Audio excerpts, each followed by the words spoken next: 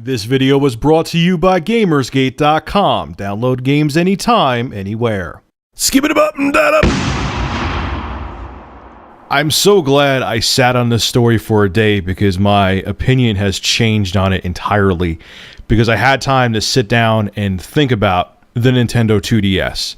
Now, for all of those who didn't hear, Nintendo is releasing an entry-level 3DS that doesn't have 3D.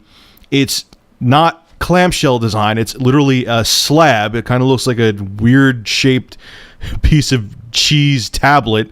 I'll have a picture right now. And it's going to come in two colors, blue and red. It's coming out on October 12th, and it's going to be $129.95 US. Now, the beauty of having a smartphone is you guys blew up my phone yesterday around, like, I would say 2 o'clock Eastern Standard Time. I'm from the States, the East Coast in the States. And I was, at first I thought it was people were trolling me. I'm like, what the hell is this thing? It looks like a weird tablet from Nintendo. But, you know, I was busy I didn't stop until like 9 o'clock or 10 o'clock at night, and I didn't have time to do the stories. And I was going to work late last night, but I'm finally on sleeping nights, so I don't want to screw that up. So I was like, all right, I'll wait until the morning. So I had a lot of time to think about it. And honestly, I think this is a good idea. I think it's brilliant because here's multiple reasons why I think that the Nintendo 2DS is a brilliant idea. One, let's talk about 3D. I don't give a shit about it. I know a lot of people that don't give a shit about it. No one cares about a lot of the whole 3D fad is dead. It peaked in 2011 and it basically died in 2011. I mean, they had the Evo 3D phone, which I had up until recently, until they got the S3, the Samsung Galaxy. Sony was pushing 3D like crazy. It was just they were trying like, oh, now you could do it with just glasses. No one cared about 3D in the 80s and 90s. No one really cares about it now. You know, it's cool once in a while when you go see a movie. So Nintendo realized that and said, hey, no one gives a shit about the 3D. They just want to play the 3DS games. Let's get rid of the 3D. And on top of it, too, parents, when they have younger kids, they don't want to hurt their eyes. It solves that problem. So for the adults who don't care about the 3D, it's gone. For the parents who are concerned about buying a 3DS for their kids because the 3D may hurt their eyes, you buy them a 2DS. They can't even utilize the 3D. Now the shape of it. All the people who rushed to put out a video about this, you know, and there's some people who just genuinely didn't like the design.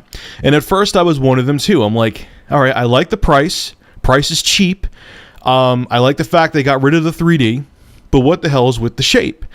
And then I thought to my 11-year-old brother, okay, he takes care of his stuff too. My dad raised him well. But he had multiple DS systems. He's not as big into the DS now because he's older. He's more into the 360 and Minecraft, but he used to play the hell out of his DS. And what happened was, from the constant opening and closing of the screen, even though he took care of it, he's still a kid. Sometimes he would rush it open because he was excited and wouldn't be too gentle with it. The hinges on the screen would start to fail, and the screen would get floppy, or even if it still clicked into place, it would still jiggle a little bit, and it got annoying. That's why they did the design they did, this like slab of cake design, this weird looking tablet design, because Nintendo knows this.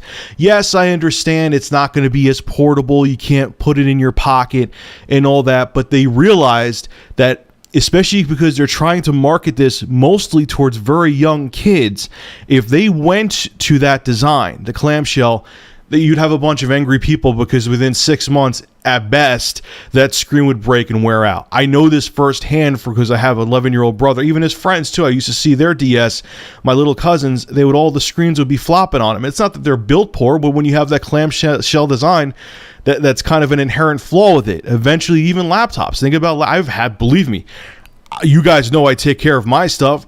Laptops, when they get older, those screens start to, the hinge on the screen starts to not be as stable, so you got to like prop something behind it. This was very well thought out, and I actually think this 2DS, I'm going to buy one. You know, I had the 3DS for all. You know what I didn't like about the 3DS, and the reason I brought it back? The sound on the speakers, the XL I had, was very quiet. Okay?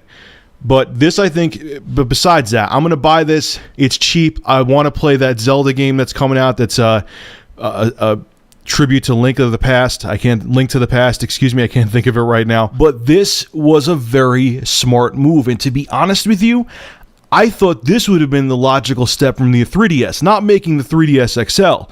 I still stand behind my video 110% where I said that the 3DS XL was a disaster. Here's why. Now, everyone gets on to me, Rich, the original DS didn't have a second analog stick. Here's the story with what happened with that. The developers went to Nintendo and said, look, we want to make these games that need a second analog stick. Can you make some kind of peripheral or something for it? Because we're limited to what we can do. Nintendo did make a remedy, and that was the Circle Pad Pro. So when they came out with the 3DS, I'm thinking, okay, you have the DS, you have the solution for the second Circle Pad for the small DS, so if a game requires it, people could just spend the $20 on it.